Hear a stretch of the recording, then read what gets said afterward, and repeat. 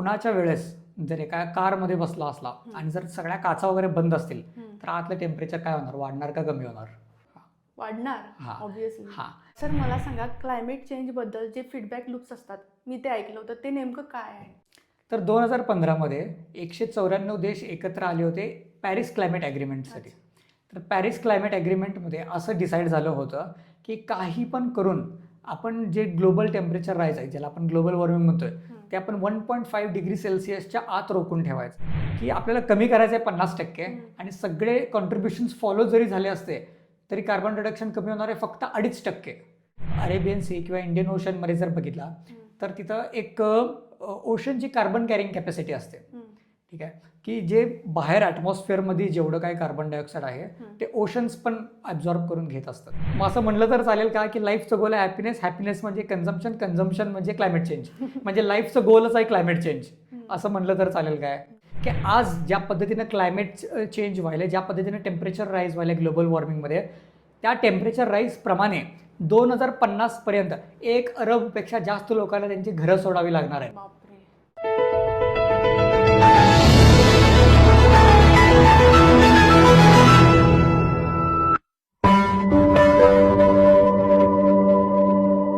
काही लोक फक्त बोलत नाही तर आपल्या विचाराने एक वेगळी ओळख निर्माण करतात. आजचा माझा गेस्ट माझ्याच कॉलेजमधील एक चेहरा आणि ज्यांचं बोलणं ऐकायला टीचरसुद्धा बेंचवर येऊन बसायचे. Today he is a lawyer, software developer, businessman, sportsman and incredible communicator. पण त्यांची खरी ओळख काय? Vegan by choice and an activist by purpose. 2021 पासून विगन आणि एक स्वप्न की एक दिवस संपूर्ण जग विगन झालेलं बघायचं आहे. आणि हे स्वप्न फक्त बोलण्यापुरतं नाही तर गेल्या 1400पेक्षा जास्त दिवसांपासून रनिंग करत लोकांपर्यंत अवेअरनेस निर्माण करत जगत आहेत. Because for him change is not just something you talk about, it's something you live every single day. आणि आज आपण त्यांच्याकडून जाणून घेणार आहोत क्लायमेट चेंज म्हणजे काय, क्लायमेट चेंजचे संभाव्य धोके काय आहेत, क्लायमेट चेंजचे सोल्युशन काय आहेत आणि विगिनिझमबद्दलसुद्धा. आणि आजचा फर्स्ट पार्ट आहे क्लायमेट चेंजवरती. So let's welcome mister Swapnil Poddar. Welcome to the show sir. Thank you. कसे आहात? मी एकदम मस्त, तुम्ही कसे आहात? मस्त. आणि लाईफ कशी चालू आहे? एकदम लाईफ छान सुरू आहे. ओके.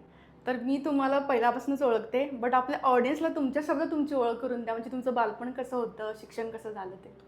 माझं नाव स्वप्नील विश्वनाथ पोद्दार आणि प्रीती मॅडम आणि आम्ही कॉलेजमध्ये एकत्र होतो शिकायला. माझं शिक्षण हे BCA, MCA, त्यानंतर specialisation artificial intelligence in deep लर्निंगमध्ये, आणि त्यानंतरनं माझं LLB देखील झालेलं आहे. मी एक सॉफ्टवेअर इंजिनियर आहे, एक वकील आहे, एक बिझनेसमॅन तर आहेच, आणि त्यासोबत एक एन्व्हायरमेंटल ॲक्टिव्हिस्ट आणि एक स्पोर्ट्स पर्सन पण आहे. आज मी तर आलो आहे क्लायमेट चेंज अवेअरनेससाठी ॲज अन एन्व्हायरमेंटलिस्ट. तुम्ही आता सांगितलं लॉयर पण आहात, सॉफ्टवेअर डेव्हलपर पण आहात, पण ह्या सगळ्या मागचा खरा पर्पज काय असं तुम्हाला वाटतं? खरा पर्पज हाच आहे की स्वतःला ओळखून घ्यायचं आहे व्यवस्थित. तर मला ज्यावेळेस टेक्नॉलॉजीबद्दल क्युरिओसिटी होती, मी सॉफ्टवेअर इंजिनिअरिंगमध्ये होतो. मला नंतरनं वाटलं की काहीतरी आपल्याला पृथ्वीसाठी करायचं आहे, तर मग मी एन्व्हायरमेंटलिझममध्ये आलो. असं नसतं आहे की लहानपणीपासूनच सगळी क्लॅरिटी तुम्हाला एकाच वेळेस असणार. जसं आपण कर जातोय तसं तुम्हाला रस्ता दिसत जातोय. सर पहिल्यांदा आपल्या ऑडियन्सला सांगा की नेमकं क्लायमेट चेंज म्हणजे काय? हां, तर सगळ्यात पहिल्यांदा क्लायमेट चेंज समजायच्या अगोदर आपल्याला समजून घेतलं पाहिजे की क्लायमेट म्हणजे काय.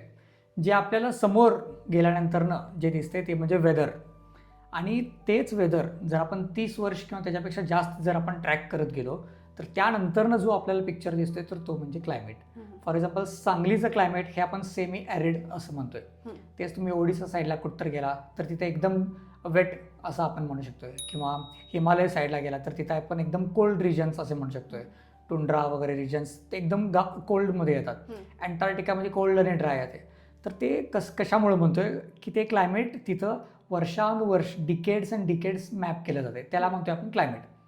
तर ह्या क्लायमेटमध्ये जर मानवनिर्मित काही बदल घडत असतील तर त्याला आपण म्हणतोय क्लायमेट चेंज. तर हे बदल नेमकं काय आहेत आणि कसे घडतात? तर आपल्याला सगळ्यात पहिल्यांदा समजून घेतलं पाहिजे की ग्रीन हाऊस इफेक्ट म्हणजे काय. तुम्ही आता उन्हाच्या वेळेस जर एका कारमध्ये बसला असला आणि जर सगळ्या काचा वगैरे बंद असतील तर आतलं टेम्परेचर काय होणार, वाढणार का कमी होणार? वाढणार हां ऑब्विसली. हां. मग तेच ॲनॉलॉजी आपण पूर्ण जर पृथ्वीसाठी वापरले तर आता तुम्हाला ग्रीन हाऊस इफेक्ट समजला. ती जी काच आहे ती म्हणजे कार्बन डायऑक्साईड किंवा कार्बन डायऑक्साईडसारखे बाकीचे गॅसेस जसे की मिथेन ॲटसेट्रा. मग या गॅसेस काय करतात की आतलं जे टेम्परेचर आहे ते बाहेर रिलीज होऊ शकत नाही, वाढत जाते आतलं टेम्परेचर. मग त्यामुळं काय होते, ग्लोबल वॉर्मिंग ही प्रक्रिया सुरू होते आणि ग्लोबल वॉर्मिंगमुळं जे होते ते क्लायमेट चेंज. मग ह्युमॅनिटीबद्दल सगळ्यात मोठं चॅलेंज काय आहे? आता ह्युमॅनिटीसाठी बरेच चॅलेंजेस आहेत समोर, जे आपण न्यूजमध्ये वगैरे बघतोय. कोण म्हणते AI सगळ्यात मोठं चॅलेंज आहे, कोण म्हणते क्लायमेट चेंज सगळ्यात मोठं चॅलेंज आहे, कोण म्हणते की ॲस्टेरॉइड इम्पॅक्ट होऊ शकतंय, etcetera etcetera. N number of challenges आपल्यासमोर ठेवले जातात. कोण म्हणतात की कॅपिटलिझम चॅलेंज आहे, कोण म्हणते की पॉवर्टी खूप मोठं चॅलेंज आहे, हंगर चॅलेंज आहे. असे बरेच चॅलेंजेस आपल्यासमोर ठेवले जातात. पण जर आज आपण क्लायमेट चेंज जर तुम्ही समजून घेतला तर तुम्हाला नक्कीच मी सांगतो विश्वास होईल की क्लायमेट चेंजपेक्षा मोठं चॅलेंजेस तुमच्यासमोर कुठलं नाही आहे. सर मला सांगा, क्लायमेट चेंजबद्दल जे फीडबॅक लूप्स असतात, मी ते ऐकलं होतं, ते नेमकं काय आहे? तर 2015मध्ये 194 देश एकत्र आले होते पॅरिस क्लायमेट ॲग्रीमेंटसाठी. तर पॅरिस क्लायमेट ॲग्रीमेंटमध्ये असं डिसाईड झालं होतं की काही पण करून आपण जे ग्लोबल टेम्परेचर राईज आहे, ज्याला आपण ग्लोबल वॉर्मिंग म्हणतोय, ते आपण 1.5 डिग्री सेल्सिअसच्या आत रोखून ठेवायचं आहे. मग त्यासाठी 2050मध्ये आपल्याला नेट झिरो रीच करायचं आहे. नेट झिरो म्हणजे काय, मी जेवढं कार्बन उत्सर्जन करतोय तितकंच कार्बन ॲब्झॉर्ब पण करतोय. 2050मध्ये नेट झिरो अटेन करायचं आहे. मग त्यासाठी त्यांनी टार्गेट ठेवलं होतं 2030साठी काय तर. मग 2030मध्ये आपल्याला 46% कार्बन रिडक्शन करायचं आहे. ठीक आहे, इथंपर्यंत समजते? हां. तर 2030मध्ये 46% आपल्याला कार्बन रिडक्शन करायचं आहे, असं हे 2015मध्ये डिसाईड झालं होतं. त्यानंतर NDCs म्हणजे नॅशनली डिसाइडेड कॉन्ट्रीब्युशन्स असं सगळ्या देशांनी डिसाईड केलं. आणि ते NDCs आज जर फॉलो जरी झाले असते तर फक्त 2.5% कार्बन रिडक्शन होणार होतं. म्हणजे आता तुम्हाला या सिच्युएशनची गांभीर्यता तुम्हाला समजते. You are understanding the gravity of this situation. की आपल्याला कमी करायचं आहे 50% आणि सगळे कॉन्ट्रीब्युशन्स फॉलो जरी झाले असते तरी कार्बन रिडक्शन कमी होणार आहे फक्त 2.5%. म्हणजे तुम्हाला समजते सिच्युएशन किती सिरियस आहे. तर मग हे 1.5 डिग्री सेल्सिअस आणि नेट झिरो हे डिसाईड काय केलं होतं, तर त्याचा आन्सर आहे जे तुम्ही ऐकला होता ते म्हणजे फीडबॅक लूप्स. तर 1.5 डिग्री सेल्सिअस ते 2 डिग्री सेल्सिअसच्या मध्ये काही नेचरमध्येच आपोआप सायकल्स तयार व्हायला सुरू होतात. त्याला आपण म्हणतोय फीडबॅक लूप्स.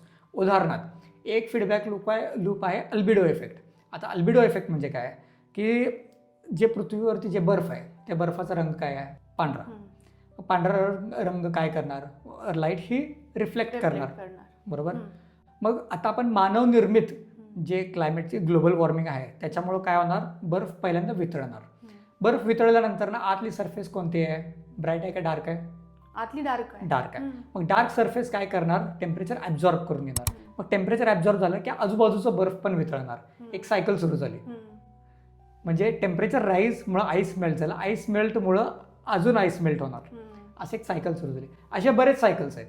फॉर एक्झाम्पल दुसरी सायकल मी तुम्हाला सांगू शकतो ती म्हणजे परमाफ्रॉस्टची. परमाफ्रॉस्ट म्हणजे काय, ती अशी जमीन आहे जी कायमसाठी सदासाठी फ्रोझन असते. हां. मग आता आपण जे ग्लोबल वॉर्मिंग करतोय त्याच्यामुळं काय होणार, ती बर्फ आहे ना, ती जी जमीन आहे ना ती मेल्ट व्हायला सुरू होणार. थॉईंग त्याला म्हणतात. त्या जमिनीच्या आत जे पाणी वगैरे जे फिक्स्ड आहे ना ते मेल्ट व्हायला सुरू होणार. मग त्याच्यामुळं काय होतंय की तिथं हजारो वर्षांसाठी, लाखो वर्षांसाठी ती जमीन फ्रोझन आहे. ती मेल्ट झाल्यानंतर ना त्याच्या आतलं जे मिथेन आहे ते बाहेर पडणार. आणि methane is 86 times more potent than carbon dioxide. म्हणजे जर carbon dioxide 1 litre carbon dioxide जेवढं ग्लोबल वॉर्मिंग करणार तेवढं सुरुवातीच्या काही डिकेड्समध्ये मिथेन हे 86 पटीनं जास्त कार्बन डायऑक्साईड, जास्त 86 टाइम्स जास्त ग्रीन हाऊस इफेक्ट दाखवणार. Green house. हां. मग असे बरेच सायकल्स आहेत आणि याच्याबद्दल आपल्याला मीडियामध्ये वगैरे कुठंच जानकारी नाही आहे. आणि हे सायकल्स आता सध्या सुरू झालेले आहेत. आता ते फ्रोझन एरिया म्हणताय ना तुम्ही, तर तो नेमका आता कुठे आहे पृथ्वीवर? हां, तो पृथ्वीवरती एकदम नॉर्थ साईडला येतोय. म्हणजे रशिया, कॅनडा त्या साईडला ते रिजन्स जास्त आहेत. आणि फक्त त्या साईडलाच न जाता आपल्या भागात पण आपण एक फीडबॅक सायकल्स बघू शकतोय. फॉर एक्झाम्पल जर तुम्ही अरेबियन सी किंवा इंडियन ओशनमध्ये जर बघितला तर तिथं एक ओशनची कार्बन कॅरिंग कॅपॅसिटी असते. ठीक आहे, की जे बाहेर ॲटमॉस्फिअरमध्ये जेवढं काही कार्बन डायऑक्साईड आहे ते ओशन्स पण ॲब्झॉर्ब करून घेत असतात. जर आता टेम्परेचर वाढलं तर ओशनची कार्बन कॅरिंग कॅपॅसिटी कमी होते. म्हणजे ओशन जे कार्बन जे शोषून घेऊ शकत होते ते आता घेऊ शकणार नाहीत. मग ते एक्स्ट्रा जे कार्बन आहे ते कुठं राहिलं, ॲटमॉस्फिअरमध्येच राहिलं. मग त्यामुळं काय होणार, टेम्परेचर अजून वाढणार. मग टेम्परेचर अजून वाढलं तर ओशनची कार्बन कॅरिंग कॅपॅसिटी अजून कमी होणार. ओशनची कार्बन कॅरिंग कॅपॅसिटी अजून कमी झाली तर ते बाहेर वाढलेलं कार्बन ते हवेतच साठून राहणार. त्यामुळे अजून टेम्परेचर वाढणार. इथं अजून एक फीडबॅक सायकल सुरू झाली. आता समुद्राच्या सरफेसच्या थोडंसं जर तुम्ही आत आला तर कोरल रीफ्स आहेत. कोरल रीफ जे तुम्ही जिंदगी ना मिलेगी दोबारा वगैरे पिक्चरमध्ये बघितलं असणार, डिस्कवरी नॅशनल जॉग्राफिकवरती बघितलं असणार. ते कोरल रीफ जे आहेत ना ते एक इकोसिस्टीम आहे ज्याच्यामध्ये हंड्रेड्स ऑफ डिफरंट स्पीशीज तिथं राहतात. वेगवेगळ्या प्रजात्या तिथं असतात. आता टेम्परेचर वाढल्यानंतर ना कोरल्सचं ब्लिचिंग होतं, ते तिथं राहू शकत नाहीत.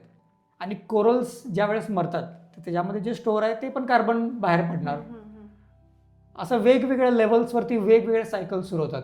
आता समुद्राच्या थोडंसं बाहेर आला तर तिथं वॉटर वेपर आहे. Water vapour itself is a green house gas. म्हणजे जर टेम्परेचर वाढलं तर वॉटर वेपर वाढणार, वॉटर वेपर वाढली तर आणि परत टेम्परेचर वाढणार. आणि हे ओशन्समधले सायकल्स झाले. आता मी तुम्हाला बर्फातले सायकल सांगितले, असेच सायकल्स इनलँड पण असतात. फॉर एक्झाम्पल आता टेम्परेचर वाढलं तर त्याच्यामुळे एक्स्ट्रीम वेदर इव्हेंट्स वाढणार. एक्स्ट्रीम वेदर इव्हेंट्स म्हणजे काय, पूर, दुष्काळ किंवा थंडर किंवा असे बरेच एक्स्ट्रीम वेदर इव्हेंट्स वाढतात. एक्स्ट्रीम वेदर इव्हेंट्स जेव्हा जेव्हा होतात तेव्हा झाडं पडतात. आणि झाड म्हणजे काय, ते कार्बन सिंक आहे. त्यांनी कार्बन ते साठवून ठेवलेलं आहे. मग ज्यावेळेस झाड पडते त्यावेळेस त्या झाडानं पूर्ण आयुष्यात जेवढं कार्बन साठवून ठेवलं ते कार्बन परत ॲटमॉस्फिअरमध्ये रिलीज होणार. सर आता तुम्ही एवढं सगळं सांगितलं, पण एवढा मोठा इश्यू आहे आपल्या पृथ्वीसाठी, पण हे मीडियामध्ये वगैरे कधीच दाखवलं नाही. मग कॉमन मॅनपर्यंत ही गोष्ट कशी पोहोचणार आहे? पहिल्यांदा आपल्याला समजून घ्यायला पाहिजे की मीडिया तरी कशी काम करते. मीडिया, सोशल मीडिया असेल किंवा ट्रॅडिशनल मीडिया असेल, मीडिया ही काम करते ॲडव्हर्टायझिंगच्या बेसिसवरती. ठीक आहे. मीडियाकडे जी न्यूज येते ती न्यूज तुम्हाला दाखवतात आणि त्याच बदला तुम्हाला ॲडव्हर्टाईज देखील दाखवतात. आणि ॲडव्हर्टायझर्स जितके मीडियाकडे येतात, जितके पैसे भरतात, तितकंच मीडिया व्यवस्थित फंक्शनिंग करू शकते. ठीक आहे, इथंपर्यंत समजतंय. थोडक्यात मीडिया ही काय झाली, एक ॲडव्हर्टायझिंग प्लॅटफॉर्म झाला. ठीक आहे. मग ॲडव्हर्टायझिंग करायचं आहे म्हणजे नेमकं कशाचं करायचं आहे, प्रोडक्ट्सचं करायचं आहे. आणि क्लायमेट चेंजवरती एक सर्वात मोठं सोल्युशन म्हणजे कन्झ्युमरिझम, कॅपिटलिझम कमी करणं. मग जर आपल्याला कॅपिटलिझम जर कमी करायचा असेल तर कन्झ्युमरिझम कमी करावं लागेल. कन्झ्युमरिझम कमी करायचं असेल तर ते मीडियाची जी फिलॉसॉफी आहे त्या फिलॉसॉफीच्या अगेन्स्ट जाते. त्यामुळे जे ॲक्च्युअल जे सोल्युशन्स आहेत ते लोकांपर्यंत कधी येऊच शकत नाहीत. कॅपिटलिस्ट इकॉनॉमी काय डिमांड करते की कंटिन्युअस ग्रोथ झाली पाहिजे. आता तुम्हीच विचार करा, मागच्या वर्षी समजा 7% GDP वाढलाय, ह्या वर्षी समजा 5% GDP वाढतोय, तरी पण लोक दंगा करतात. काय मग ॲक्च्युअलमध्ये ह्या याच्यावरती सोल्युशन कसं निघणार? सर्वात पहिल्यांदा आपल्याला समजून घेतलं पाहिजे की ही नेमकं सिस्टीम कशी काम करते. कारण हा फक्त एक इंडिव्हिज्युअलचा प्रॉब्लेम आहे, पूर्ण एक सिस्टीमच अशी तयार झाली आहे. एक कॅपिटलिस्टिक इकॉनॉमीमध्ये जिथं आपण कंटिन्युअसली ग्रोथला व्हॅल्यू करतोय, तिथं एक मीडिया जी लोकांसाठी काम केली पाहिजे ती काम करते एक ॲडव्हर्टायझर्ससाठी. आणि ॲडव्हर्टायझर्सचं गोल आहे की जास्तीत जास्त प्रोडक्ट विकले गेले पाहिजेत. हे रिलेटेड तर आपल्या लाईफस्टाईल सोबतच आहे ना, मग आपण हे कसं फेस करणार आहे सगळ्या गोष्टी? हां, नक्कीच हे आपल्या लाईफस्टाईलची लिंक्ड आहे. आणि आपली लाईफस्टाईल ही अशी झालीच का हे सगळ्यात पहिल्यांदा समजून आपण घ्यायला पाहिजे. काय तर मी तुम्हाला खूप छान उदाहरण देतो. समजा तुम्ही कुणालाही विचारला, आजपर्यंत जेवढे इंटरव्ह्यूवरती लोक आले असतील किंवा रोडवरती जरी कुणाला तुम्ही विचारला की तुमचं गोल ऑफ लाईफ काय आहे, तर काय सांगणार? Be happy. अल्टिमेटली हेच गोल आहे. ठीक आहे. समजा तुम्ही 100 लोकांना विचारला अल्टिमेट लाईफचं गोल काय आहे, ते काय सांगणार? अल्टिमेटली हॅपीनेस पाहिजे, हेच तुम्हाला गोल सांगणार ना. ठीक आहे. तर आता आपण हॅपी कधी असतोय हे आपण समजून घेऊया. सगळ्यात जास्त आपण कॉंग्रॅच्युलेशन्स कधी म्हणतोय? कोणाचं काहीतरी लग्न झाल्यावर, कोणाला काहीतरी नोकरी लागल्यावर, कोणतरी घर नवीन बांधल्यावर, कोणाला तर नवीन जॉब लागल्यानंतर, कोणाला तर एक लहान मूल जन्माला आल्यानंतर, याच ऑकेशन्सला आपण कॉंग्रॅच्युलेशन्स म्हणतोय ना. मोस्टली 99% केसेस याच वेळेस आपण कॉंग्रॅच्युलेशन्स म्हणतोय. मग आता तुम्ही विचार करा, ह्या गोष्टींना आपण लाईफचं गोल म्हणतोय, बी हॅपी, आणि कॉंग्रॅच्युलेशन्स आपण या सगळ्या गोष्टीला करतोय आणि याच गोष्टी आपण लाईफचं गोल म्हणतोय. पण ह्या सगळ्या गोष्टी आहेत कार्बन इमिटिंग ॲक्टिव्हिटीज. मग असं म्हणलं तर चालेल का की लाईफचं गोल आहे हॅपीनेस, हॅपीनेस म्हणजे कन्झम्पशन, कन्झम्पशन म्हणजे क्लायमेट चेंज, म्हणजे लाईफचं गोलच आहे क्लायमेट चेंज, असं म्हणलं तर चालेल काय? नाही. हा. म्हणजे याच्यामध्ये एक काहीतरी पीस आहे जो मिसिंग आहे. हा, थोडक्यात लाईफचं गोल आहे हॅपीनेस, ही आपल्याला जे तत्वज्ञान सांगते ती आहे पॉप फिलॉसॉफी. आणि पॉप फिलॉसॉफीमुळंच केलेला हा प्रॉब्लेम आहे. आणि पॉप फिलॉसॉफी तीच आहे जी कन्झ्युमरिस्ट कॅपिटलिस्टिक लोक आपल्या मनामध्ये बिंबवायला बघतात. तर यामध्ये मिसिंग पीस काय आहे आणि त्याचं आपल्याकडे ॲन्सर काय असणार आहे? हां, मग आता जो मिसिंग पीस आहे ना तो तुम्हाला आत्ता जर ह्या सिच्युएशनमध्ये जर बघायला गेला तर सहसा सापडणार नाही. कारण तो आत्ताच्या काळात जर बघायला गेला ना तर आपण आंधळ्यासारखे कन्झ्युमरिस्ट कॅपिटलिस्टिक इकॉनॉमीमध्ये हरवून गेलोय. पण जर काही हजार वर्ष जर तुम्ही मागे गेला तर इंडियन स्क्रिप्चर्समध्ये याच्यावरती उत्तर आहे. हां, जर तुम्ही वेदांत बघितला, वेद उपनिषद बघितला किंवा धम्मपद, गौतम बुद्धांचे, महावीरांचे जर तुम्ही थॉट्स जर बघितला तर त्याच्यामध्ये तुम्हाला असं दिसून येते की आयुष्याचं गोल हे हॅपीनेस नाहीच आहे. आणि आयुष्याचं गोल हे हॅपीनेस कधी असू पण शकत नाही. कारण त्याचं कारण असं आहे की जेव्हा जेव्हा तुम्ही हॅपीनेसच्या मागे लागताय, जेव्हा जेव्हा तुम्हाला हॅपीनेस मिळतंय पण त्याचसोबत नाण्याची दुसरी बाजू म्हणजे सॅडनेस हे त्याच्यासोबत येणारच. मी नाणं जर तुम्हाला दिलं तर फक्त हेड्सच आलं आणि टेल्स आज आलं नाही असं होऊ शकत नाही. हॅपीनेस जर तुमच्याकडे आलं तर सॅडनेस पण तुमच्यासोबत येणारच. काय तर आपली जी भारतीय संस्कृती आहे ती आपल्याला सांगते की आयुष्याचं ध्येय हे सुखप्राप्ती नसून सुख आणि दुःख या दोन्हीमधून मुक्ती आहे. काय मग जर तुम्ही मुक्तीच्या रस्त्यावरती किंवा लिबरेशनच्या रस्त्यावरती ख्रिश्चॅनिटीमध्ये सांगितलेलं किंवा जर मोक्षच्या रस्त्यावरती, निर्वाणच्या रस्त्यावरती जर तुम्ही असाल तर त्या दोन्हीमधून पण तुम्ही मुक्त होताय, तर तुम्ही आनंदाला प्राप्त होताय. आणि आनंदाला ही दुसरी बाजू नसते जेव्हा तुम्ही सुख आणि दुःख या दोन्हीच्या अपेक्षातून बाहेर पडताय. आणि असे जे मुक्त जे लोक आहेत हा बाजारवादसाठी खतरा आहे. म्हणून हे जे स्क्रिप्चर्स आहेत याचा विकृत अर्थ तेवढाच लोकधर्मात पसरतोय आणि जो वास्तविक जो अर्थ आहे तो आपल्यापर्यंत येत नाही. मग जे मुक्त लोक आहेत ते कधीच जे सोसायटीनं क्रिएट केलेले जे ट्रॅप्स आहेत त्या ट्रॅप्समध्ये कधी पडणारच नाहीत. ते कधीच म्हणणार नाहीत की मला कंटिन्युअस ग्रोथची गरज आहे. ते कधीच म्हणणार नाहीत की मला एक सक्सेसफुल लाईफ होण्यासाठी मला एक मॅरेज, चिल्ड्रन हे त्या सगळ्यांची गरज आहे असं कधीच म्हणणार नाही. ते असं कधीच म्हणणार नाहीत की मला एक लॅविश लाईफस्टाईल आहे असं दिसलं पाहिजे. ते कधीच म्हणणार नाहीत की माझ्याकडे किती भारी गाडी आहे बघा. त्यांचं जे जॉय आहे, इंग्लिशमध्ये त्याला शब्द आहे जॉय, त्यांचा जो जॉय आहे हे एकदम मुफ्तच्या गोष्टींमध्ये असणार. निसर्गात फिरलो, व्यायाम केलो, नेचर बघितला, सनसेट बघितला, स्पोर्ट्स खेळले, गाणे गायले, एकदम जे मुफ्तच्या ज्या गोष्टी आहेत ना ह्यातच खरा आनंद आहे. सर तुम्ही आता स्पिरिच्युअल बद्दल सांगितलं, पण वेस्टर्न कंट्रीजमध्ये इंडस्ट्रीज असू देत किंवा पॉलिसीजबद्दल बोललं जातं, मग ह्याबद्दल तुम्ही काय म्हणजे सांगू शकताय? नक्कीच. जर एक जागरूक जनता असेल तर नक्कीच बेटर पॉलिसीजसाठी त्यांनी डिमांड करणार. पण इथं आपण सगळ्यात पहिल्यांदा समजून घेतलं पाहिजे की वेस्ट नेमकं काय आहे. जेव्हा आपण म्हणतोय की एखादी गोष्ट स्वच्छ आहे म्हणजे काय, तुम्हाला स्वच्छ जागा कोणती वाटते? एक 5 स्टार हॉटेलमध्ये तुम्हाला स्वच्छ वाटत असणार, दुबईमध्ये तुम्हाला स्वच्छ वाटत असणार, अमेरिकेमध्ये तुम्हाला स्वच्छ वाटत असणार, बरोबर आहे ना? हां, तर तुम्हाला मी सांगतो की त्यांचा पर कॅपिटा कार्बन फुटप्रिंट हा आपल्यापेक्षा कित्येक पटीनं जास्त आहे. ज्याला आपण क्लीन एनर्जी म्हणतोय, ती क्लीन एनर्जी म्हणजे कोणती? सोलार असेल, विंड असेल, ह्या सगळ्या एनर्जीज असतील. ठीक आहे, आपण त्याला क्लीन का म्हणतोय? कारण त्याच्यामध्ये कार्बन एमिशन होत नाही. हां, आणि ज्याला आपण डर्टी एनर्जी म्हणतोय ती म्हणजे फॉसिल फ्युएल्समधून येणारी एनर्जी. आणि फॉसिल फ्युएल्समधून येणाऱ्या एनर्जीला सगळ्यात जास्त रिस्पॉन्सिबल कोण असतील तर ते वेस्टर्न लोक आहेत. आणि ते आज डिमांड करतायत की पॉलिसीमध्ये चेंजेस करा. ठीक आहे, पॉलिसीमध्ये चेंजेस झाले पाहिजेत, पण नेमकं आपल्याला समजून पण घेतलं पाहिजे की स्टार्टिंग पॉईंट कोणाचा कुठं आहे. तर आज जी क्लायमेट चेंजची जी क्रायसिस आपल्यासमोर जी निर्माण झाली आहे त्यासाठी जास्तीत जास्त जबाबदार हे वेस्टर्न आणि नॉर्दर्न हेमिस्फिअरमधले लोक आहेत, सदर्न आणि ईस्टर्नमधले लोक नाहीत. जे इक्वेटरच्या एकदम जे जवळ जे लोक राहतात तिथं सगळ्यात कमी एज्युकेटेड लोक आहेत, त्यांचा कार्बन फुटप्रिंट सगळ्यात कमी आहे, ते ह्यासाठी सगळ्यात कमी जबाबदार आहेत आणि त्यांच्यावरती याचा सगळ्यात पहिल्यांदा मारा होणार आहे. तर जेव्हा आपण पॉलिसीजबद्दल बोलतोय त्यावेळेस सगळ्यात पहिल्यांदा समजून घेतलं पाहिजे की कुठली पण पॉलिसी जी आहे ती इनकम्प्लीट आहे. पॉलिसीज म्हणजे काय आहे? सगळ्यात बेस्ट पॉलिसी कोणती? ज्याच्यामध्ये पॉलिसीची गरजच नाही. फॉर एक्झाम्पल तुम्हाला आता रस्त्यावरून जायचं आहे, तर आता तुम्हाला कोण नियम सांगायची गरज नाही की तुम्ही डाव्या हातानेच गेलं पाहिजे, उजव्या हाताने गेलं नाही पाहिजे. समजा एकदम जास्त गर्दी असेल तर एका बाजूनं लोक जाणार, एका बाजूनं लोक येणार, हे कोण सांगायची आता गरज नाही आहे.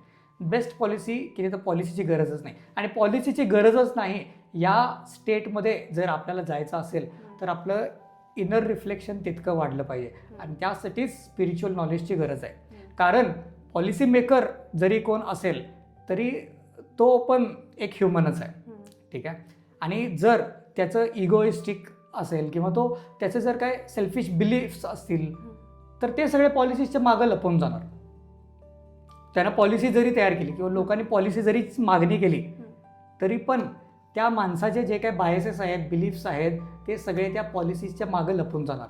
म्हणूनच आज भारतात ॲनिमल क्रुएल्टी अगेन्स्ट काही विशेष लॉज नाही आहेत. तुम्ही एका माणसाला मारा त्याच्याबद्दल तुम्हाला जेल होऊ शकते, पण तुम्ही एका चिकनला मारा त्याच्याबद्दल काय लॉज नाही आहेत. आणि त्याच्याबद्दल लॉज निघणार पण नाहीत. लॉज निघणार कधी? जेव्हा लोक तशी तयार होतील.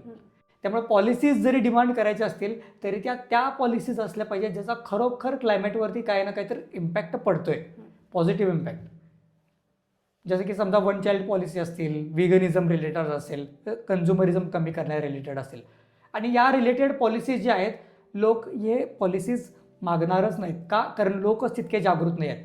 समजा एकच पॉलिसी मेकर उठला आणि तो म्हटला की मी ह्या सगळ्या पॉलिसीज लागू करणार आहेत, तर लोकच इतक्या अज्ञानात आहेत की लोकच त्याला विरोध करणार. सर, आता काही लोक आहेत ना, ते इम्पॅक्टफुल पॉलिसीसाठी डिमांड करत नाही आहेत, कारण की त्यांना त्यांचा कम्फर्ट झोन सोडायचा नाही आहे. मग त्यासाठी तुमच्याकडे काय उत्तर आहे त्यांना द्यायला? तर सगळ्यात पहिल्यांदा आपण समजून घेतलं पाहिजे की नेमकं कम्फर्ट झोन आहे तरी काय. आज ज्याला आपण कम्फर्ट म्हणतोय त्याची नेमकं व्याख्या काय आहे. तर अमेरिकेमध्ये एक स्टडी झाली होती, त्याच्यामध्ये आपल्याला असं दिसून आलं होतं की कुठल्याही व्यक्तीला जर तुम्ही विचारला की नेमकं तुझी स्थिती काय आहे आणि तू कुठल्या स्थितीमध्ये सुखी होणार, ज्यावेळेस असं विचारण्यात आलं तर प्रत्येक व्यक्ती म्हणतोय की त्याच्यापेक्षा अजून 10 पट जास्त पैसे असल्यानंतर तो खुश होणार. फॉर एक्झाम्पल समजा कोणाला तर 10,000 पगार आहे तर तो म्हणणार की मला 1 लाख पगार झाल्यावर मी खुश होणार. कोणाला तर समजा 1 लाख पगार आहे तर त्याला 10 लाख पगार झाल्यानंतर तो खुश होणार. सगळ्यांचं जे ध्येय आहे ना ते पुढंच आहे. याचा अर्थ काय? सॅटिस्फॅक्शन नाही आहे. याचा अर्थ काय झाला की प्रत्येकाला, तो गरीब असेल किंवा श्रीमंत असेल, त्याला वाटते की त्याचं ध्येय कुठेतरी पुढं आहे. मग याचा अर्थ असा झाला की याचा लाईफस्टाईल रिलेटेड तरी काय विशेष संबंध नाही आहे, कम्फर्ट रिलेटेड तरी काही विशेष संबंध नाही आहे. कारण एक थोडासा जरी पैसा आला तर एक माणूस कम्फर्टेबली जगू शकतोय. आणि जो कम्फर्टेबली जगतोय तो पण म्हणतो की मला अजून पुढे जायचं आहे. मग जो कम्फर्टेबल आहे ऑलरेडी, ज्याच्याकडे सगळ्या फॅसिलिटीज आहे, तो असं का म्हणतोय की मला अजून पुढे जायचं आहे. फोर्ब्सची जर 500 लोकांची जर टॉप 500 लोकांची जर यादी काढली तर त्यांची मारामारी आहे पहिल्या टॉप 100 मध्ये जाण्यासाठी, टॉप 100ची मारामारी आहे टॉप 10 मध्ये जाण्यासाठी, टॉप 10ची मारामारी आहे टॉप 5 मध्ये जाण्यासाठी. हे असं का आहे? त्यांच्याकडे काय कम्फर्ट कमी आहे काय? आज जे बिलियनर्स आहेत त्यांच्याकडे काय कम्फर्ट कमी आहे काय? नाही. तर इथं परत विषय तोच येतोय की आपली नेमकं कम्फर्टची व्याख्या काय आहे. तर मुळात आपली फिलॉसॉफीच चुकीची आहे. आपण पहिल्यांदा समजून घेतलं पाहिजे की नेमकं पैसा म्हणजे काय आहे आणि त्याचा उपयोग काय आहे. तर एक ग्राफ आहे, मी तुम्हाला फोटो पाठवतो. त्या ग्राफमध्ये आपल्याला असं दिसून येते की ज्याच्याकडे पैसे अजिबातच नाही आहेत तो दुःखी आहे. थोडेफार पैसे आले तर तो खुश आहे, नॉर्मल आहे, हॅपी आहे. एक ठराविक लेवलपर्यंत त्याच्या हॅपीनेसमध्ये आणि पैसे कमाईमध्ये आणि हॅपीनेसमध्ये एक ग्रोथ दिसते त्याच्यामध्ये. पण त्याच्यानंतर तो पूर्णपणे प्लॅटू होऊन जातोय. आणि एक पॉईंट नंतर पैसे जास्त वाढेल तर तो एवढा दुःखी पण होत जातोय. याचा अर्थ आपण समजून घेतला पाहिजे की त्या प्लॅटूमध्ये नेमकं आपल्याला कुठं राहायचं आहे. आणि याच्यामध्ये दुसरा पॉईंट असा पण आहे की आपणच बघितलं पाहिजे की नेमका आपला कम्फर्ट काय आहे. आज जे आपण लाईफ जगतोय ही सस्टेनेबलच नाही आहे, ही कंटिन्युअस ग्रोथ सस्टेनेबलच नाही आहे. आणि याच्यामुळे जो क्लायमेट चेंज व्हायला आहे त्यामुळं बऱ्याच इंडस्ट्रीज कोलॅप्स होणार आहेत, बऱ्याच इंडस्ट्रीजने पूर्ण अर्थव्यवस्था कोलॅप्स होणार आहे. आणि याच्यामध्ये दुसरा पॉईंट म्हणजे आपणच सगळ्यात पहिल्यांदा समजून घ्यायला पाहिजे की आपण ज्याला कम्फर्ट म्हणतोय हा कम्फर्ट महत्त्वाचा आहे का, जो खरोखर ॲक्च्युअलमध्ये कम्फर्ट आहे तो गरजेचा आहे. म्हणजे फॉर एक्झाम्पल मी तुम्हाला थोडंसं क्लिअर करून सांगतो की आज ज्या पद्धतीनं क्लायमेट चेंज व्हायला, ज्या पद्धतीनं टेम्परेचर राईज व्हायला ग्लोबल वॉर्मिंगमध्ये, त्या टेम्परेचर राईजप्रमाणे 2050पर्यंत 1 अरबपेक्षा जास्त लोकांना त्यांची घरं सोडावी लागणार आहे. हां, extreme weather events, heat waves, droughts, त्याच्यामध्ये आपण जगूच शकत नाही. मग हा कम्फर्ट असा आहे की आपण लिटरली कर्ज काढून खर्च करायला अशातला हा प्रकार आहे हा. आपण पृथ्वीमधून सगळे जे मोठमोठे कॉर्पोरेट्स असतील ते सांगतात की आम्हाला इतका प्रॉफिट झाला, तितका प्रॉफिट झाला, याच्यामध्ये आम्हाला इतकी ग्रोथ दिसली, तितकी ग्रोथ दिसली. पण जे नेचरमध्ये जे एक्स्ट्रॅक्ट झालं तिथं जे लॉस झाला त्या लॉसबद्दल कुठं बोलणं आहे काय? कुठंच नाही. त्यामुळं मी तुम्हाला सांगू इच्छितो की ज्या वेळेस आपल्याला प्यायला पाणी नसणार आहे, खायला अन्न नसणार आहे, ती परिस्थितीकडं ज्या परिस्थितीकडे आपण चाललोय ती परिस्थिती आपल्याला बरी वाटते का? आपण एक आत्ताच जर आपण थोडंसं सस्टेनेबली जर आपण जगत गेलो, थोडंसं वाईजली, थोडंसं स्पिरिच्युअली जर आपण जगत गेलो, तर त्याच्यानंतरनं जे काय मिळेल ते जास्त महत्त्वाचं आहे. याच्याबद्दल मी एक छोटासा लेख पण लिहिला होता ज्याच्यामध्ये मी उदाहरण दिलं होतं की जुन्या काळात आपण मातीच्या घरात राहत होतो. मातीच्या घरात ज्या वेळेस आपण राहत होतो त्यावेळेस आपलं कार्बन उत्सर्जन कमी होतं आणि एक पॉईंट येणार आहे फ्युचरमध्ये ज्यावेळेस पूर्ण सोसायटी कोलॅप्स होणार आहे, त्याच्यानंतरनं परत आपल्याला मातीच्याच घरात राहावं लागणार आहे. मग तेच जर आपण अगोदरच जर समजून घेतलो तर कदाचित बिलियन्स ऑफ लोक वाचू शकतात. आणि आज ज्या प्रकारे टेम्परेचर राईजचा जो ट्रेंड आहे याच्यामध्ये निश्चितपणे 4 अरब लोकांची मौत ते आहे. सर, आत्ताच आपण सस्टेनेबल लिव्हिंगबद्दल बोललो, पण मी असं ऐकलं की प्लास्टिक रिसायकलिंग किंवा झाड लावलं किंवा EVबद्दल जर आपण हे सगळं केलं तर क्लायमेट चेंज नक्की थांबू शकतं. तुम्हाला काय वाटतं? तर हे सगळे जे मेथड्स आहेत ना, या सगळ्या मेथड्सवरती मी खूप डीपमध्ये अभ्यास केला. जर तुम्हाला इंटरेस्ट असेल तर आपण एक पॉईंटवरती जाऊ शकतोय. खरंच तुम्हाला इंटरेस्ट आहे याच्यामध्ये डीपमध्ये जाण्यासाठी? हां. तर सगळ्यात पहिल्यांदा आपण हे सगळ्यांनीच ऐकलंय की प्लास्टिक रिसायकल केल्यानंतरनं क्लायमेट चेंज थांबणार. परंतु याचा आणि क्लायमेट चेंजचा लांबपर्यंत काहीही संबंध नाही.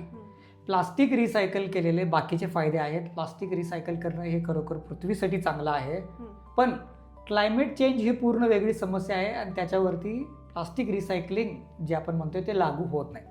मुळात प्लास्टिक जे आहे ते तयारच करतात त्या पेट्रोकेमिकल कंपन्या ज्यांच्यामुळं क्लायमेट चेंज सध्या व्हायला आहे, फॉसिल फ्युएल्सवाल्या कंपन्या.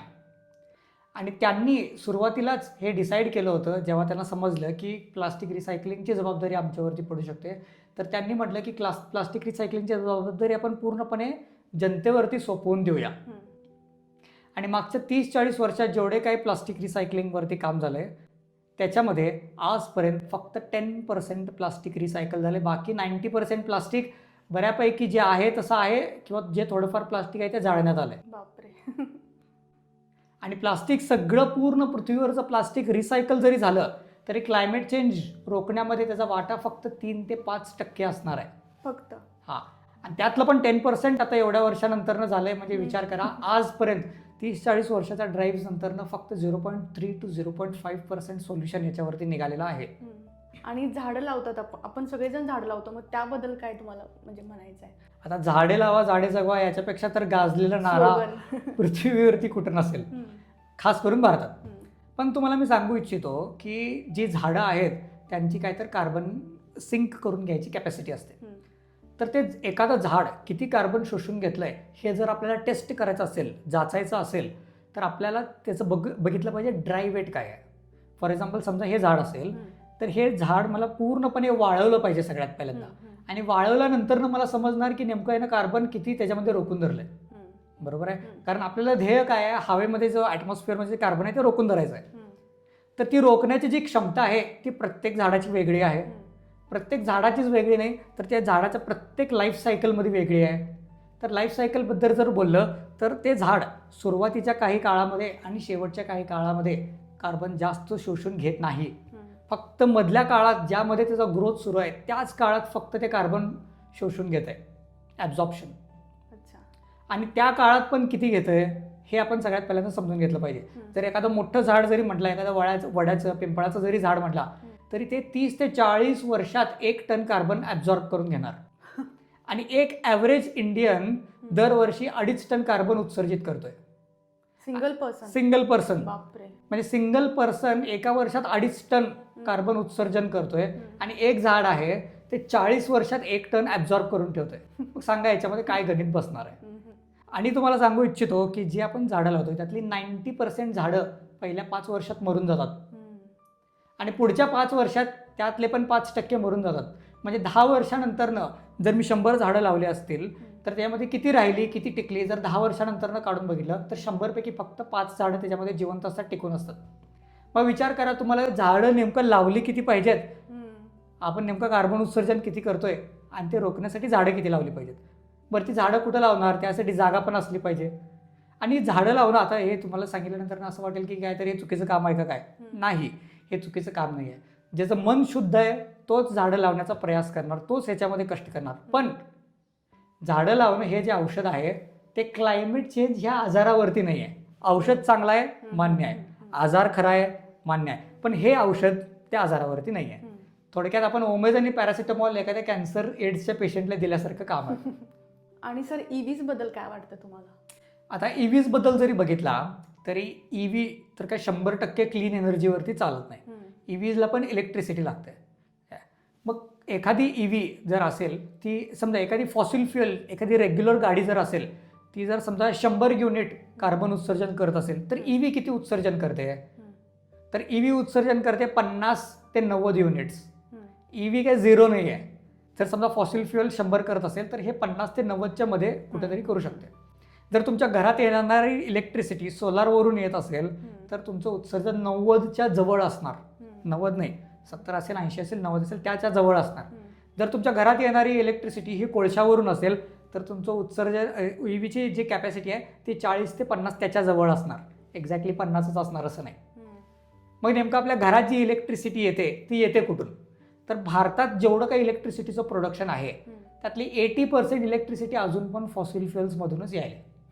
त्यातली 60% इलेक्ट्रिसिटी तर कोळशातून यायले. म्हणजे अर्थातच आपण ते 90च्या जवळ असण्याची संभावना जास्त आहे. सरासरी 70चा जरी आकडा पकडला तरी मी तुम्हाला एक छोटं कॅल्क्युलेशन सांगतो. सगळे सरकार असतील, कॅपिटलिस्टिक असतील, श्रीमंत लोक असतील, आपल्याला स्वप्न दाखवतात की भारतात पण प्रत्येक व्यक्तीकडे गाडी असली पाहिजे. गाडी असली म्हणजे तुम्ही सक्सेसफुल झाला आणि भारतात प्रत्येक व्यक्तीकडे गाडी असेल एवढा मी भारताचा विकास करणार. बरोबर आहे. तर विचारच करूया की ज्या लोकांकडे गाडी जास्त आहे त्या लोकांकडे नेमकं किती गाड्या आहेत. तर अमेरिकेत 1000पैकी 900 लोकांकडे गाड्या आहेत. तोच आकडा भारतात 1000पैकी 1000पैकी 30 आहे. त्यांच्यात 1000पैकी 900, आपल्याकडे 1000पैकी 30, म्हणजे आपल्यापेक्षा जवळपास 30 पटीनं जास्त आहे. मग 30 पटीनं जास्त आहे. त्यातनं EVचं 30% एफिशियन्सी तुम्ही वजा पण केला, ऑन ॲव्हरेज आपण 70 पकडलो होतो, 30% एफिशियन्सी कमी जरी केला तरी तुमचं 21 टाइम्स एमिशन वाढणार आहे, कमी नाही होणार. आपला ध्येय आहे कमी करायचं आहे. पण जर सगळ्यांकडे गाड्या झाल्या आणि सगळ्या EV जरी असल्या तरी आपलं एमिशन वाढणारच आहे, कमी होणार नाही आहे. त्याच्यावरती उत्तर एकच आहे, तुम्ही EV वापरा किंवा तुमची रेग्युलर गाडी वापरा, त्याचा मुळातच कमी वापर करणं हे त्याच्यावरती उत्तम सोल्युशन आहे. आणि याच्यापेक्षा जर भारी सोल्युशन अजून काय पाहिजे असेल तर ते म्हणजे आपलं पब्लिक ट्रान्सपोर्ट सुधारणे. जसे की आपल्या इंडियन रेल्वेज आहेत ते बऱ्यापैकी इलेक्ट्रिसिटीवरती चालतात आणि मला वाटतं सोलारवरती पण बरंच काही त्याच्यावरती काम झालेलं आहे. आणि पब्लिक ट्रान्सपोर्ट सुधारणं हे अत्यावश्यक आहे. एक डेव्हलप्ड कंट्री ती नाही ज्याच्यामध्ये एक गरीब व्यक्ती पण 4 चाकी चालवतोय. एक डेव्हलप्ड कंट्री ती आहे ज्याच्यामध्ये एक श्रीमंत व्यक्ती पण पब्लिक ट्रान्सपोर्टनी जातोय. सर, AI आणि टेक्नॉलॉजी क्लायमेट क्रायसिस सॉल्व्ह करू शकतील का नवीन प्रॉब्लेम निर्माण करू शकतील, तुम्हाला काय वाटतं? तर आता जर AIची जर आता सध्या जर सिच्युएशन जर बघितला तर AIचा यूज नेमका कशासाठी होतोय आणि कुठं होतोय. आपला जेवढा काय डेटा आहे ते डेटा खेचून घ्यायचं ते काम करतंय. आपला डेटा ते खेचून घेतात कारण त्यांना त्याच्यावरती अल्गोरिदम्स ट्रेन करायचे असतात. अल्गोरिदम्स जे ते ट्रेन करतात त्याचा वापर जो होतोय तो जास्तीत जास्त होतोय ॲडव्हर्टायझिंगसाठी, तुम्हाला एखादी गोष्ट विकण्यासाठी. सोशल मीडियामध्ये सगळ्यात जास्त AIचा वापर होतोय. दुसरीकडे कुठे AIचा वापर तुम्हाला जास्त दिसायला, सोशल मीडियामध्येच तुम्हाला AIचा जास्त वापर दिसतोय. आणि सोशल मीडियाचं काम आहे तुमच्या मनात ती बेचैनी निर्माण करणं जेणेकरून तुम्ही जास्तीत जास्त वस्तू विकत घेणार. आणि यासाठी जास्तीत जास्त AIचा वापर होतोय. मग जर AIची फिलॉसॉफीच आहे की कन्झ्युमरिझम, भांडवलशाही, बाजारवाद वाढवायचा आहे तर क्लायमेट चेंज ते कमी कसं करणार. क्लायमेट चेंज वाढवायची टेक्नॉलॉजी आहे AI, क्लायमेट चेंज कमी करायची नाही. सर, मी असं ऐकलंय की AIमध्ये डेटा सेंटर आहे आणि त्याच्यामध्ये वॉटर कंझम्पशन किंवा एनर्जी कंझम्पशन होतं. तर मग ह्याच्यासाठी रिस्पॉन्सिबल कोण आहे? कॉर्पोरेटर्स आहेत, इंडिव्हिज्युअल आहे की गव्हर्नमेंट? तुम्हाला काय वाटतं? आता AI तर एक इंडस्ट्री आहे ज्याच्यामध्ये एनर्जी आणि वॉटर कन्झम्पशन जास्त आहे. जर मी तुम्हाला ओव्हरऑल पूर्ण ब्रॉड टर्मवरती जर मी तुम्हाला उत्तर द्यायचं झालं की या पूर्ण क्लायमेट क्रायसिसमध्ये इंडिव्हिज्युअल रिस्पॉन्सिबल आहे का गव्हर्नमेंट रिस्पॉन्सिबल आहे का कॉर्पोरेशन्स रिस्पॉन्सिबल आहेत, तर हे पिक्चर खूप कॉम्प्लेक्स आहे. कारण याच्यामध्ये एक गोष्ट आहे ती म्हणजे क्लायमेट इनजस्टिसची. क्लायमेट इनजस्टिस म्हणजे काय?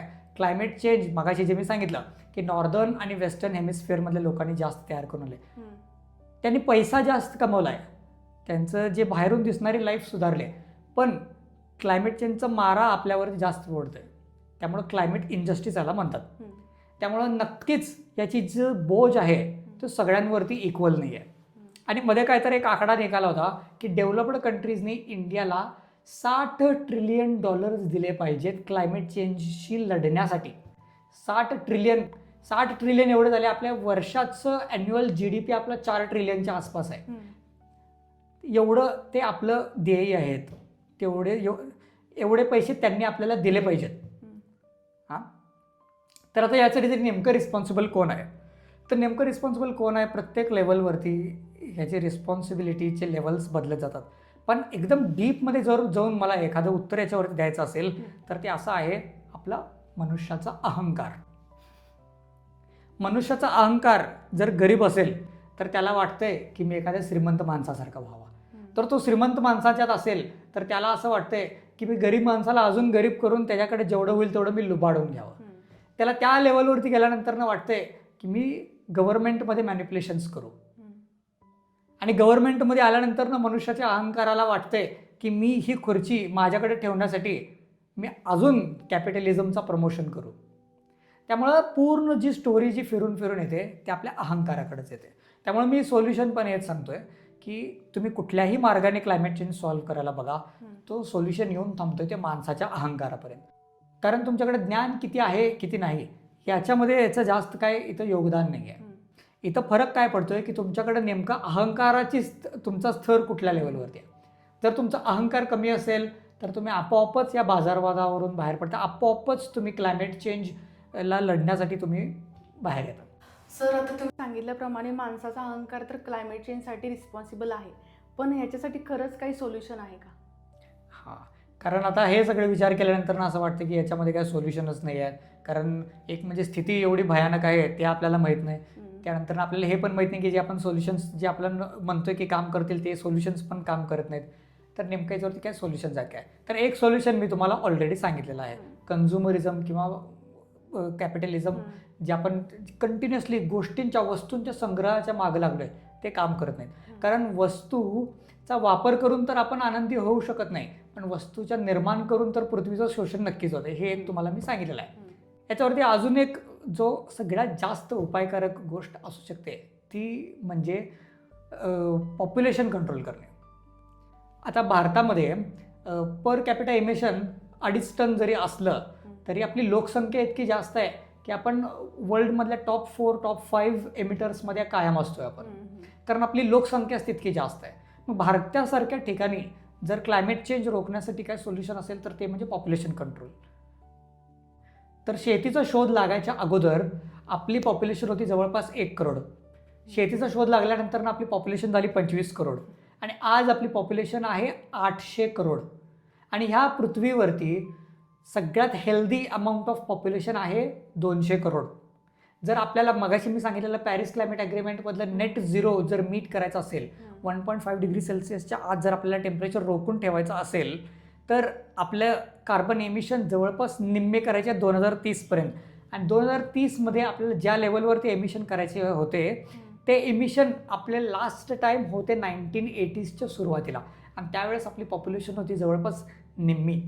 म्हणजे जरी आपल्याला नुसतं बेअरली सस्टेनेबल जरी राहायचं असेल तरी आपल्याला 800 करोडचे 400 करोड असायला पाहिजे होतो आपण, आणि हेल्दी पॉप्युलेशन ठेवण्यासाठी 200 करोड. आणि पॉप्युलेशन कमी करायचे म्हणजे काय कोणाला मारायची वगैरे काय गरज नाही. लोक आपापच म्हातारी होतात, मरून जातात. आपल्याला फक्त जे नवीन मुलांना जे जन्म द्यावे त्याचा दर कमी केला पाहिजे. फॉर एक्झाम्पल जर 3-4 मुलं जन्म देत असतील तर तुम्ही 1-2 मुलांना जन्म दिला तरी बास आहे. मी तर म्हणतो की नवीन पिढीला जन्म घालतानाच विचार करा, गरज असेल तरच घाला, नाही तर घालू नका. आणि घालायचं जरी असेल तरी छातीवरती हात ठेवून सांगतो 1पेक्षा जास्त मुलांना जन्म घालायची गरज नाही आहे.